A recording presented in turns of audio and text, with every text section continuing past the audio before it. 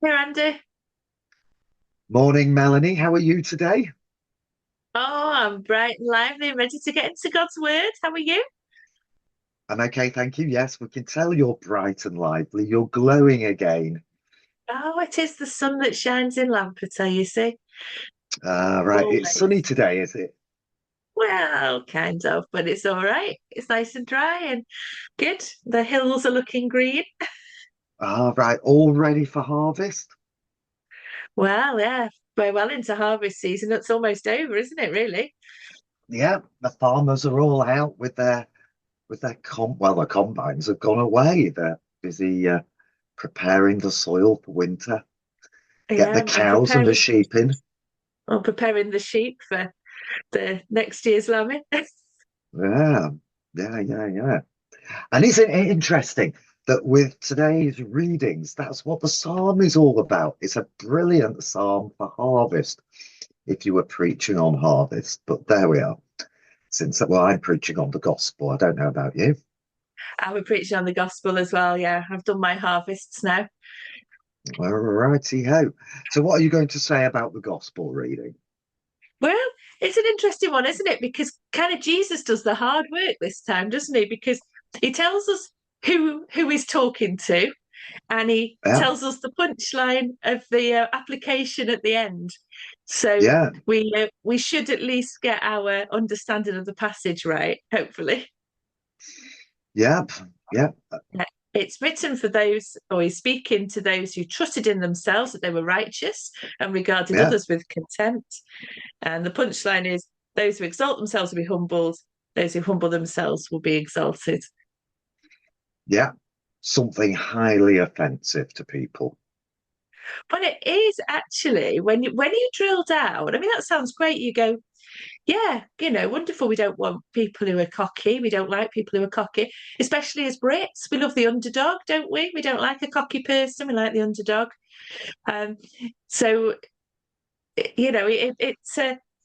all right until you drill down, Yeah, and make it personal. yeah. Which it is. It's a wonderful passage for us, isn't it? Because we condemn the tax collector or the Pharisee, we condemn the Pharisee, but you stop and think about it, that's probably who most of us are most like. Yeah, well, JC Ryle's got a little quote about that. He says this, he says, "We are all naturally self-righteous. It is the family disease of all the children of Adam. From the highest to the lowest, we think more highly of ourselves than we ought to. We secretly flatter ourselves that we are not so bad as some, and that we have something to recommend us to the favour of God."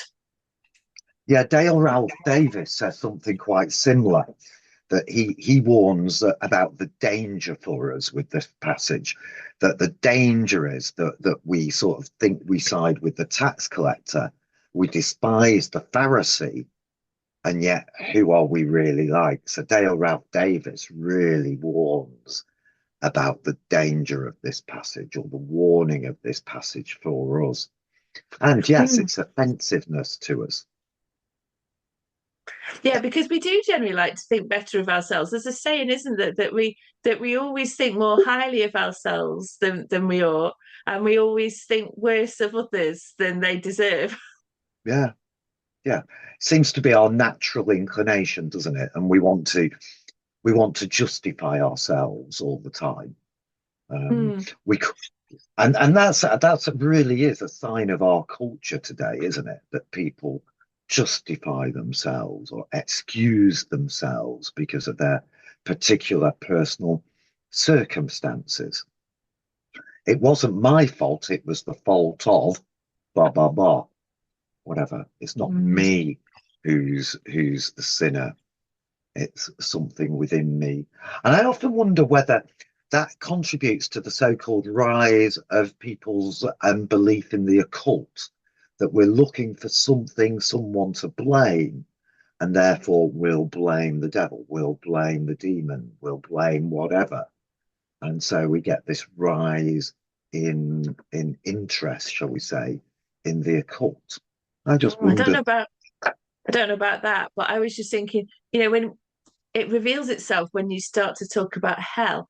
and people's attitudes to hell. You say, that there is a place and people are going there. Well, they get all yeah, upset. Well, why would God send anybody to hell? yeah, Um, yeah, and actually, you've lost that sense that we are all sinners, that none of us deserve all the wonderful things that God has done for us. And that's our problem, isn't it? We compare ourselves to one another, and you're always going to find somebody who's worse than you are. yeah, Always. You can always yeah, be better than somebody. And therefore, I deserve the stuff that God's given to me because I'm not as bad as him down the road. yeah, yeah. Which again is a point that Psalm 65 makes. Psalm for this Sunday makes that point as well. But we do have to. I think when we're teaching this song, we do have to remind people that the Pharisee is the good guy. And that's the important point. In the modern in the understanding of the times rather than our modern understanding. Because we Yeah, hear Pharisee, we immediately think hypocrite, don't we? But this Pharisee, he's like the top guy in church, isn't he? yeah, The person in the congregation, this is going to be the one who does things right, the upstanding person, the one you'd want on your church council, the yeah. one you'd want as your lay chair, maybe, or whatever, Or your because he's, missionary leader. yeah, he's the good guy. He does things right. And he does all Yeah, the religious stuff. He fasts twice a week. So he's really, he literally puts his money where his mouth is. He does the fasting and he does the giving.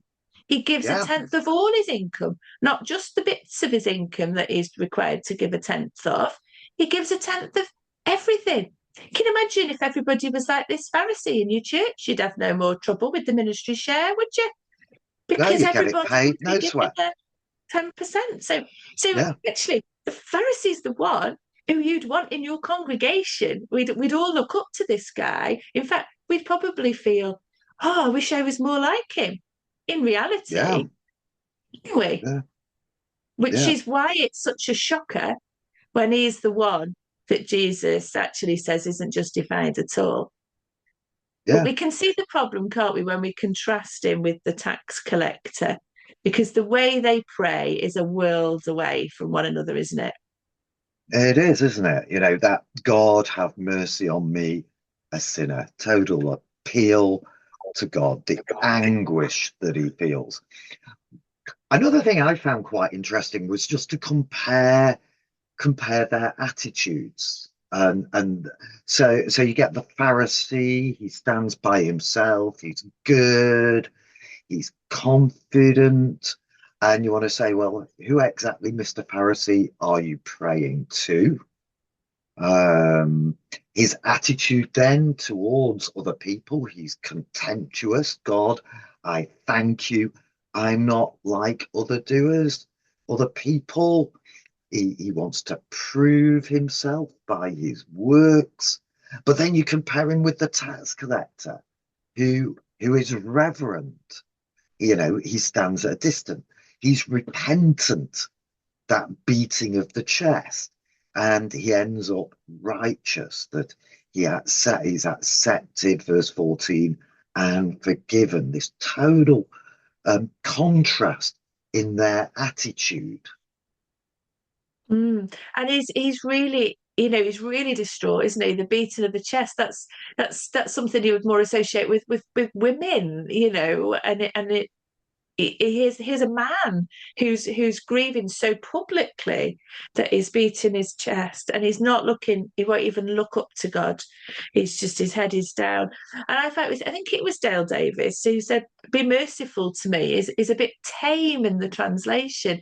It should be Yeah, something more like, let there be atonement for me. yeah, In the yeah, yeah, yeah, temple where the sacrifices are being made for atonement, let there be some of that for me. I need it because I know I am a sinner.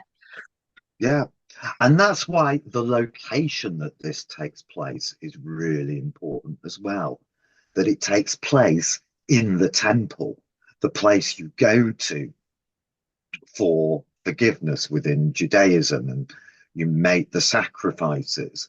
And this tax collector then realizes within the temple that actually the temple system, the sacrifices for forgiveness, they're not adequate enough. That Jesus actually offers something more, that he's the way we gain forgiveness and justification and righteousness is through the person of Jesus, not through the temple system. And again, what's interesting is how Luke, again, is picking up the outsider, the tax collector. He's the outsider. He's the one who's away from the system and frowned upon and shunned by people. The tax collector. So you get that thingy of that emphasis in Luke of drawing the outsider in, that it's the outsider that recognizes who Jesus is and the source of justification and righteousness and forgiveness. Says he has just put them all in the wrong order. But hey, hey. But this guy, I mean, this guy doesn't even, he doesn't acknowledge Jesus, does he? Because this is just as a parable. It's just talking about the attitude of prayer. But you are right in that point that it's Jesus who gives the justification. But the tax collector doesn't, Jesus doesn't appear in his own parable here. It's just about how they're praying, isn't it? But that point you made about him being sort of the outcast and this flipping of the two, the upstanding Pharisee versus the Mhm. outcast tax collector, carries on through this chapter, doesn't it? Because this chapter seems to be making adjacent points, that all sort of build on one another. So last week we were thinking about that prayer is really vital. We need to be praying always, and we need to be praying without giving up. We need to be praying for justice. Was Yeah, last week's passage, wasn't it? And then we've got these two fellas who are praying. Great, they're praying, but what's their heart like while they're yeah, praying? So yeah, we yeah, see yeah. that the Pharisee's heart is just on his own self, really. I'm great, God. You should Mhm. appreciate how great I am, God. And the tax collector is just, oh, I need mercy because I'm a sinner. I know I'm not right with God. And then the next bit we get is the children, isn't it? The little children. Well, Yeah, they come without anything to God, don't they? That's why they're commended, because they don't come to God saying, "Oh, I've done this, I've got that, I'm good." They just come naturally, yeah, trusting with yeah, humility. So you've got the children, and then you've got the rich ruler. Is the next one after that, isn't it? And it's this rich yeah, ruler who, by all accounts, he's rich. Therefore, in the thinking of the time, he's been blessed by God, and he says he keeps the commandments. Except when you drill down, commandments are missed out. It's one's about God. Where's his heart? Is his heart with yeah, his riches, or is it with yeah, God? He goes away sad. So you've got that flipping later on in the chapter as well, haven't you? yeah. It's a theme throughout Luke, isn't it? It's one of the key things of Luke's gospel, bringing the outsiders in. Mm. Who, But much to challenge us, I think, especially as evangelicals, because we sort of, I mean, I'm going to use the phrase pride ourselves on being obedient to God's words and trying to live yeah, right and not excusing sin and all of that.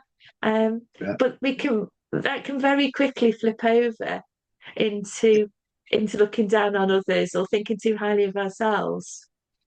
And that thin line between, yeah, we want to obey what God commands, but then slipping into legalism, that we do things because they're the rules and that's what we do, um, without our heart necessarily being in the right place, without doing them for the right reasons. We keep the religious rules, and So then it's a lot of sorry. we try and enforce them onto others as well. Then, so we become legalistic. These man-made rules that we make up Mm. in the It's end. a big danger, isn't it? So we have to check ourselves. We can't just come at this passage and say, "Oh well, I'm not like the Pharisee. I'm obviously like the tax collector, and I'll pray, be merciful to me, a sinner, and all's well with the world." We Yeah, actually need to look at the content of our prayers. yeah, yeah, yeah.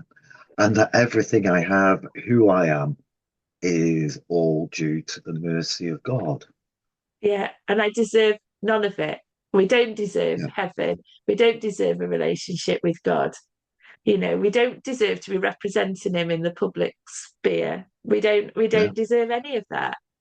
We deserve yeah, his condemnation, and we need to remember that all the time.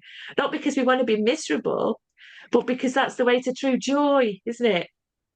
yeah. That release from everything. Yeah, and the reliance on God and the assurance of a future with him. You not haven't got to worry that you might mess up next week and then you're going to lose all that. It's Yeah, this assurance in the mercy of God. So yeah, it's a joyful thing. yeah. So where are you going to be preaching? I think in the parish church, I think. Uh, We did so much rotoring because it's going to be getting a bit dicey when my colleague leaves, and I'm the only stipend for 22 churches. Got lots of dedicated people though on the team, so provided the good Lord keeps us safe and sound and well, we should be able to cope. So we definitely Good. need to put ourselves on His mercy for that. Yeah, you will. You will. You will. Good. Well, enjoy it. Thank you. Are you preaching Yeah, I am. I am. it somewhere? Yeah, yeah. Somewhere I am. I can't remember where Yeah, without checking my diary. there we Oh are. well. Well, Enjoy, Melanie. and you. Bye. Bye bye.